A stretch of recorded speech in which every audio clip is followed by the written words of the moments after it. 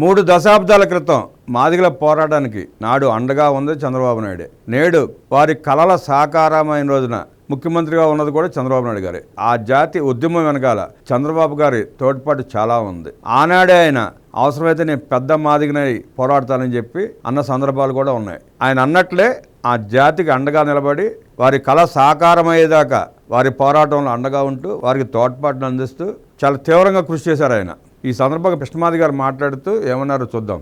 3 దశాబ్దాల మాదిగ జాతి స్వప్నం చంద్రనతో సాకారం. మాదిగల 30 ఏళ్ల కళను సాకారం చేస్తూ ఎస్సీ వర్గీకరణ నేడు ఆచరణలోకి వస్తోందంటే అందుకు ముఖ్యమంత్రి చంద్రబాబు చూపించిన చొరవ నిబద్ధతే కారణమని టీడీపీ పొలిట్ బ్యూరో సభ్యుడు వర్ల రామయ్య, మాదిగ రిజర్వేషన్ పోరాట సమితి వ్యవస్థాపక అధ్యక్షుడు మంద కృష్ణమాదిగ హర్షం వ్యక్తం చేశారు. ఇరువురు నిన్న విజయవాడలో మీడియాతో మాట్లాడారు. తొలుత వర్లరామయ్య మాట్లాడుతూ సామాజికంగా, ఆర్థికంగా, రాజకీయంగా వెనకబడిన మాదిగల ఉన్నతి కోసం 30 ఏళ్ల కిందట ఉద్యమించిన నిరంతరం పోరాడిన గొప్ప వ్యక్తి మంద కృష్ణ మాదిగ అని అన్నారు. ఆనాటి ఆయన కళ నేడు నెరవేరబోతోంది. ఎస్సీలంటే ఫలాలని చెప్పుకోలేని స్థితి నుండి నేను మాదిగని సగర్వంగా చెప్పుకునేలా మంద కృష్ణ మాదిగ పోరాడారు. ఎస్సీల ఉన్నతి కోసం, వారి శ్రేయస్సు కోసం, అభివృద్ధి ఫలాలు వారికి సమానంగా అందించడం కోసం మొదటి నుండి ముఖ్యమంత్రి నారా చంద్రబాబు నాయుడు కృషి చేస్తున్నారు. సమాజంలో సంక్షేమ ఫలాలు అందరికీ సమానంగా అందించడమే లక్ష్యంగా ఆయన పనిచేస్తున్నారు.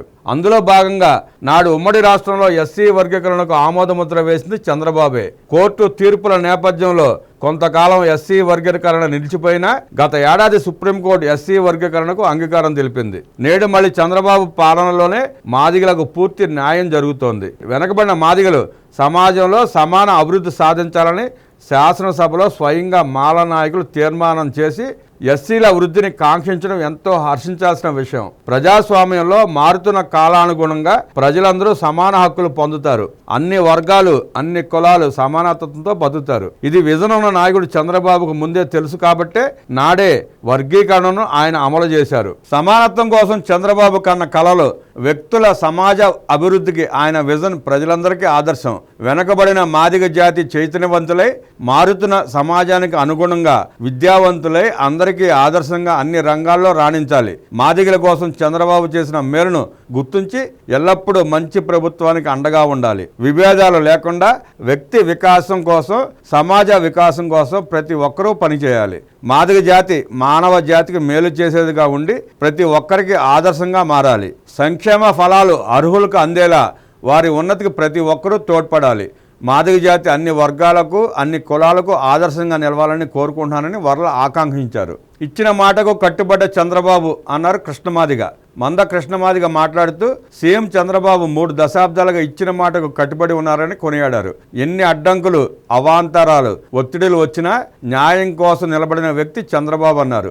ఎస్సీ వర్గీకరణ కోసం చంద్రబాబు చిత్తశుద్ధితో కృషి చేశారని చెప్పారు. 1997-98లోనే తొలిసారి తీర్మానం ప్రవేశపెట్టిన ఘనత చంద్రబాబుదేనని ఆయన తెలిపారు. ఇచ్చిన మాట కోసం చంద్రబాబు అనేక ఇబ్బందులు ఎదుర్కొన్నారని, ఎన్ని ఒత్తిళ్లు వచ్చినా న్యాయం వైపే నిలబడ్డారన్నారు. నేడు ఎస్సీ వర్గీకరణ సాకారం అవుతోందంటే సీఎం చంద్రబాబుదే కీలక పాత్ర అని స్పష్టం చేశారు. దీన్ని చారిత్రక విజయంగా భావిస్తున్నామని తెలిపారు. 30 ఏళ్ల పోరాటంలో అమరులైన వారికి ఈ విజయం అంకితం ఇస్తున్నామని చెప్పారు. తమ ఉద్యమంలో న్యాయం ఉందనే దానికి అందరి మద్దతే నిరసనమని పేర్కొన్నారు. ప్రధాని నరేంద్ర మోదీ, కేంద్ర హోంమంత్రి అమిత్ షా, మాజీ ఉపరాష్ట్రపతి వెంకయ్యనాయుడు, కేంద్ర మంత్రి కిషన్ రెడ్డి తమకు అండగా నిలిచారని మందకృష్ణ మాదిగ పేరు పేరున కృతజ్ఞతలు తెలిపారు. మాదిగల ఉద్యమానికి జనసేనాని, ఉప ముఖ్యమంత్రి పవన్ కళ్యాణ్ కూడా మద్దతు ఇచ్చారన్నారు. ఎస్సీ వర్గీకరణ అంశం ద్వారా చంద్రబాబు సామాజిక న్యాయం చేశారని కొనియాడారు. ఎస్సీ వర్గీకరణపై వైసీపీ ఇప్పటికీ తమ అభిప్రాయాన్ని చెప్పలేదని మండిపడ్డారు. గతంలో కనీసం వినతిపత్రం ఇచ్చేందుకు కూడా జగన్ తమకు అనుమతి ఇవ్వలేదని ఆరోపించారు. జగన్ ఉంటే ఎస్సీ వర్గీకరణను ఇక చూసేవాళ్లమే కాదని మంద కృష్ణమాదిగ ఈ సందర్భంగా వ్యాఖ్యానించారు.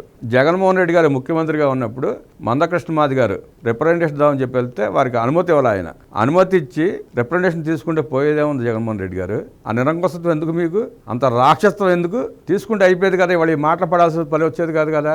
నిజంగానే మంద కృష్ణమాది గారు అన్నట్టు జగన్మోహన్ రెడ్డి గారు ఉంటే వర్గీకరణ జరిగేది కాదు, వారి ఆశలు నెరవేరేవి కాదు, వారి కోరికలు తీరేవి కాదు.